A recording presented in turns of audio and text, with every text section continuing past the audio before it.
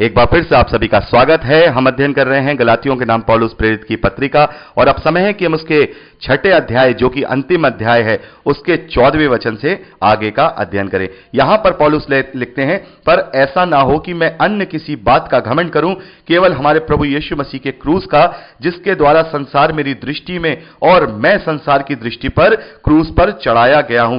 पौलुस यहां पर कह रहे हैं कि या ऐसा ना हो कि मैं किसी और बात पे घमंड करूं। इस बात को आप समझिए। देखिए, बार बार मैं ये कहता हूं कि घमंड करने का मतलब यहां पौलुस का गर्व करने का नहीं है। घमंड करने का मतलब है गलतफहमी को पाल लेना। घमंड क्या होता है?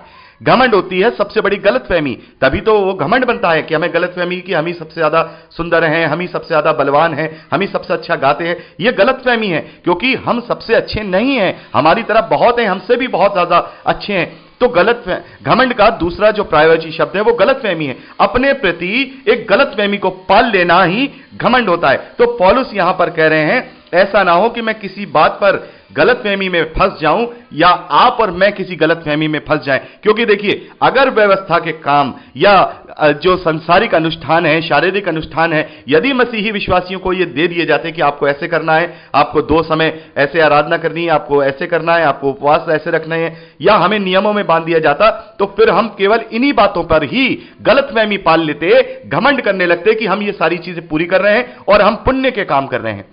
मेरे प्यारे भाई बहनों, मसीही विश्वासियों में पुण्य और पाप का मीटर नहीं चलता है कि इतने पाप किए कि इतने पुण्य किए। नहीं, हम कोई कार्य करने से पुण्य नहीं कमाते हैं। जैसे बहुत सारे अन्य धर्मों में हम देखते हैं कि ये वाली ये चीज पढ़ो, इसको 100 बार पढ़ लो तो ये पुण्य मिलेगा, इसको 1000 पढ़ लो इस मंत्र को तो पुण्य पड़ेगा। और बहुत सारे और भी इब्राहिमिक धर्म है, वो कहते हैं कि अपने कलाम को पढ़ लो तो उन्हें बहुत ज्यादा पुण्य मिलेगा। वो कहीं तीर्थ यात्रा पे चले जाएं तो उन्हें बहुत ज्यादा पुण्य मिल जाएगा, इतनी ज्यादा चीजों का पुण्य। मैं हमेशा देखता हूं, तो किसी चीज को पढ़ करके बोल देने से कैसे पुण्य मिलेगा? किसी नदी में नहा लेने से कैसे पुण्य मिलेगा? किसी का दर्शन कर लेने से कैसे पुण्य मिलेगा? किसी को केवल फूल चढ़ा देने से कैसे पुण्य मिलेगा? कहीं चादर चढ़ाए जाने से कैसे पुण्य मिलेगा? ऐसे पुण्य नहीं मिलता है।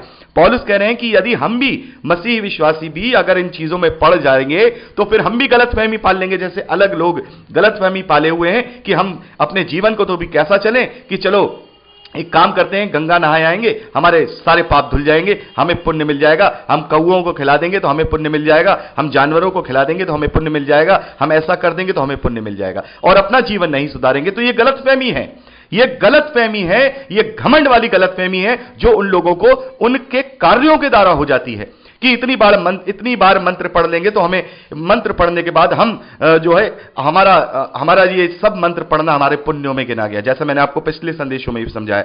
तो पौलुस यहां पर कह रहे हैं कि मैं किसी और बात में गलतफहमी ना पाल लूं, इसलिए मैं इन चीजों को नहीं करूंगा। मैं विश्वास की धार्मिकता पर ही विश्वास करूंगा, मैं अनुग्रह की व्यवस्था पर ही विश्वास करूंगा, और केवल हमारे प्रभु यीशु मसीह के क्रूस का, उसी की क्रूस की कथा का विश्वास करूंगा कि वो क्रूस पे जो वो चढ़ा है, उस बलिदान के द्वारा ही मेरे पापों की क्षमा हुई है, और मैं उसके बलिदान को व्यर्थ नहीं जाने दूंगा। पौलुस यहां पर कह रहे हैं, जिसके द्वारा संसार मेरी दृष्टि में और मैं संसार की दृष्टि पे क्रूस पर चढ़ाया गया हूं। यानी ये जो बात यहां पे पौलुस ने लिखी है कि संसार मेरी दृष्टि में और मैं संसार की दृष्टि पर क्रूस पर चढ़ाया गया हूं, का मतलब यह है कि अब मेरा संसारिक रीतियों से अब कोई नाता नहीं रहा, और संसारिक लोगों का मुझसे कोई नाता नहीं रहा, क्योंकि अब मैं संसारिक लोगों के लिए या संसार के लिए या संसारिक अभिलाषाओं के लिए, शरीर के लिए नहीं, ना ही शरीर की अभिलाषाओं के लिए, अब मैं जो जी रहा हूं वो अनंत जीवन के लिए जी रहा हूं, स्वर्ग के राज्य के लिए जी रहा हूं।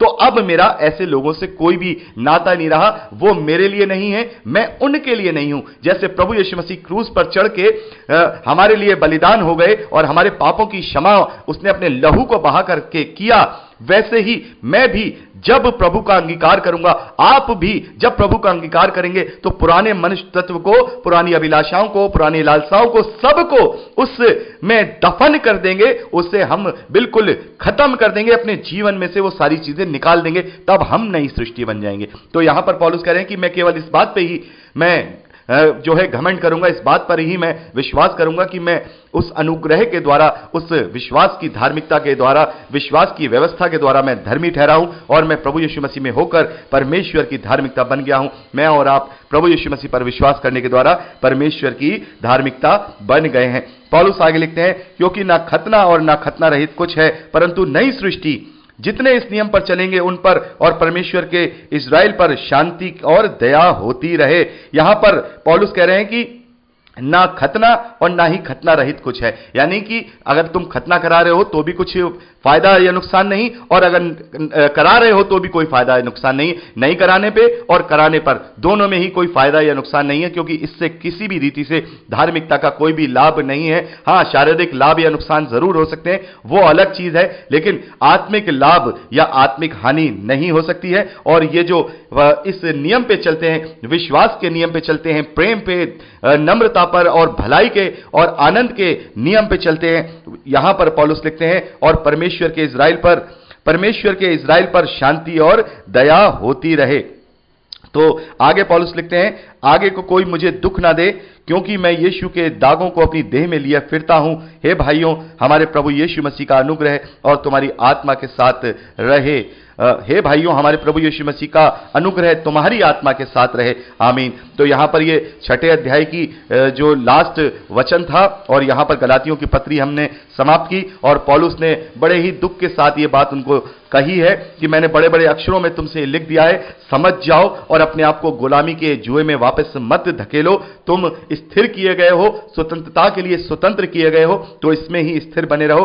पौलुस कहते हैं कि अब से कोई मुझे आगे दुख मत देना, क्योंकि जब मैं तुम लोगों को इस तरीके से गलत शिक्षाओं में पड़ा देखता हूं तो मेरा आत्मा दुखित होता है, मैं शोकित होता हूं। अब मुझे तुम दुखी मत करो, क्योंकि मैं वैसे ही पहले से ही बहुत ज्यादा सताया गया हूं और यीशु के दागों को अपनी देह में लिए फिरता हूं, और यीशु की वजह से जो मैंने उत्पीड़न सहा है वो मैं अपनी देह में लिए फिरता हूं। तो यहां पर हमें पता लगता है कि पौलुस ने वहां बहुत ज्यादा उत्पीड़न को सहा है। हमने देखा है कि एक जगह तो उसको इतनी मारा गया कि बिल्कुल उसको लोगों ने ये सोचा ये मर गया है, बिल्कुल ये मर गया है, बिल्कुल मरने की कगार पर पौलुस के साथ ये सारी चीजें की गई, और पौलुस ने बहुत ही ज्यादा दुख उठाया। पौलुस कह रहे हैं कि तुम अब मुझे आगे से दुख मत देना और इन गलत चीजों में मत पड़ना। और अंतिम अभिवादन के साथ उन्होंने आशीष का वचन दिया है गलातियों की कलीसियाओं को। हमारे प्रभु यीशु मसीह का अनुग्रह तुम्हारी आत्मा के साथ रहे।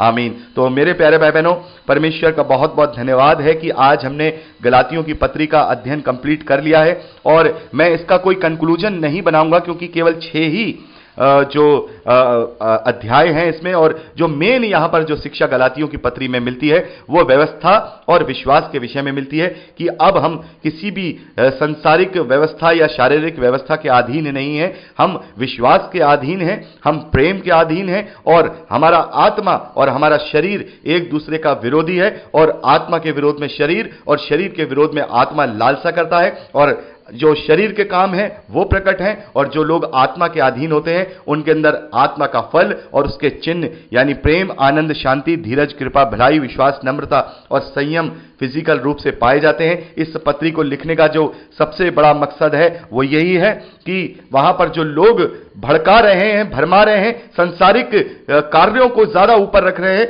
ये ही यहां पर मेन शिक्षा दी गई है। तो कभी भी आपको इसके विषय में, आपको कभी ये लगे कि हमें व्यवस्था के विषय में या फिर हमें संसारिक अनुष्ठानों के विषय में या परंपराओं के विषय में किसी को समझाना है या किसी को बताना है या अपने आप को समझना है, अपने आप को कोई डाउट क्लियर करने हैं, तो हम गलातियों की पत्री का अध्ययन अच्छी तरह से कर सकते हैं। यहां विश्वास या व्यवस्था, इसके विषय में अच्छी तरह से हमने पढ़ा है कि व्यवस्था के कामों के द्वारा कोई भी धर्मी नहीं ठहर सकता, क्योंकि वो अगर एक में भी चूक जाएगा तो फिर वो सारी व्यवस्था को करने में चूक जाएगा। और व्यवस्था कहती है ऐसा व्यक्ति श्रापित है, और हम अनुग्रह के द्वारा हम उस विश्वास की व्यवस्था को मानने वाले हैं जो कि परमेश्वर में, जो कि प्रभु यीशु मसीह में होकर परमेश्वर की धार्मिकता बन जाते हैं। तो परमेश्वर का धन्यवाद है, हमने ये अध्ययन पूरा कर लिया है, और अब हम इफिसियों के नाम पौलुस प्रेरित की पत्री का अध्ययन शुरू करेंगे। तो प्रार्थनाओं में याद रखिएगा।